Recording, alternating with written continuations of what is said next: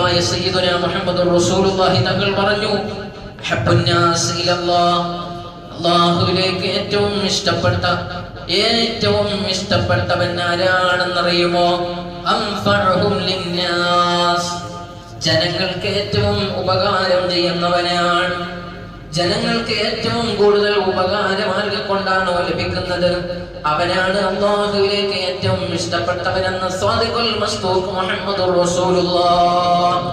വഅഹബ്ബുൽ അഅ്മാലി ഇലല്ലാഹ്, അല്ലാഹുവിലേക്ക് ഏറ്റവും ഇഷ്ടപ്പെട്ട പ്രവർത്തനം സുറൂറുൻ തുദ്ഖിലുഹു അലാ മുസ്ലിമിൻ, ഒരു മുസ്ലിമായ മനുഷ്യന്റെ മനസ്സിൽ സന്തോഷം ജനിപ്പിക്കുക, സന്തോഷമുണ്ടാക്കി കൊടുക്കുക എന്നതാണ് ഏറ്റവും നല്ല കാര്യമെന്ന് മുഹമ്മദുർ റസൂലുള്ളാഹ്.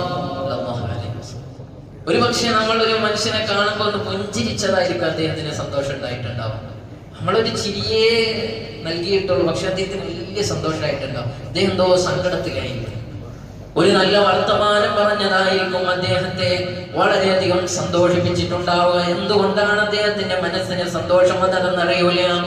അതുകൊണ്ട് ഒരു മനുഷ്യൻ, ഒരു മുഅ്മിനായ മനുഷ്യൻ തന്റെ സഹോദരന് കൊടുക്കുന്ന ഏത് സ്വതക്കയും അതൊരു പുഞ്ചിരിയാണെങ്കിൽ പോലും അല്ലാഹുവിന്റെ അടുക്കൽ പ്രിയപ്പെട്ടതാണെന്ന് മുഹമ്മദുൽ മുസ്തഫ സല്ലല്ലാഹു അലൈഹി വസല്ലം തങ്ങൾ എന്നിട്ട് വിശദീകരിക്കുകയാണ്. തക്ഷിഫു അൻഹു ഖുർബാ, ഒരു പ്രയാസത്തിലകപ്പെട്ട മനുഷ്യന്റെ പ്രയാസം അത് നീക്കിക്കൊടുക്കൽ, അത് അല്ലാഹുവിന് പ്രിയപ്പെട്ടതാണ്. ഒരു വലിയ പ്രശ്നത്തിൽ അകപ്പെട്ടിരിക്കുകയാണ്, ഒരു ഉപദേശം കൊടുത്തു, നമ്മൾ പറഞ്ഞു കൊടുത്ത ആ ഉപദേശം അവന് ഫോളോ ചെയ്തപ്പോ ആ പ്രയാസത്തിൽ നിന്ന് രക്ഷപ്പെടാൻ കഴിഞ്ഞു. ഏതോ ഒരു ഫയൽ അത് ആക്സെപ്റ്റ് ചെയ്യുന്നില്ല, അത് ഇന്ന രീതിയിൽ നിങ്ങൾ സമർപ്പിച്ചാൽ ആക്സെപ്റ്റ് ചെയ്യും, നമ്മൾ പറഞ്ഞു കൊടുത്തു, നമുക്കറിയാം.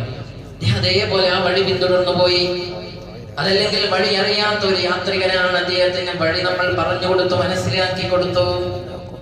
എന്തെങ്കിലും ഒരു പ്രയാസത്തിലകപ്പെട്ട മനുഷ്യൻ, എന്ത് പ്രയാസമാവട്ടെ, ചെറുതാവട്ടെ വലുതാവട്ടെ, അത് പറഞ്ഞു കൊടുത്ത അദ്ദേഹം ലക്ഷ്യസ്ഥാനത്തെത്തുമ്പോൾ ഈ പറഞ്ഞു കൊടുത്തവൻ അല്ലാഹുവിന്റെ അടുക്കൽ സ്തുത്യർഹമായ കാര്യം ചെയ്തവനാണെന്നാണ് അല്ലാഹുവിന്റെ റസൂൽ പഠിപ്പിക്കുന്നത്.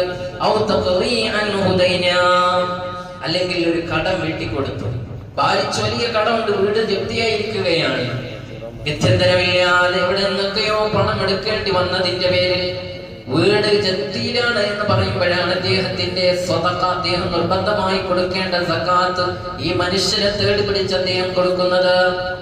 അതല്ലെങ്കിൽ അദ്ദേഹം കുറെ സ്വതക്കകൾ ഫ്രീ ആയി അദ്ദേഹത്തിന് ഒന്ന് സഹായിച്ചു, കടം കൊടുത്തു, ചിലപ്പോ കടം കൊടുത്തുകൊണ്ട് അദ്ദേഹം രക്ഷപ്പെട്ടു. അങ്ങനെയാണെങ്കിൽ പോലും അദ്ദേഹത്തിന് അല്ലാഹുവിന്റെ അടുക്കൽ വലിയ സ്ഥാനമുണ്ട്.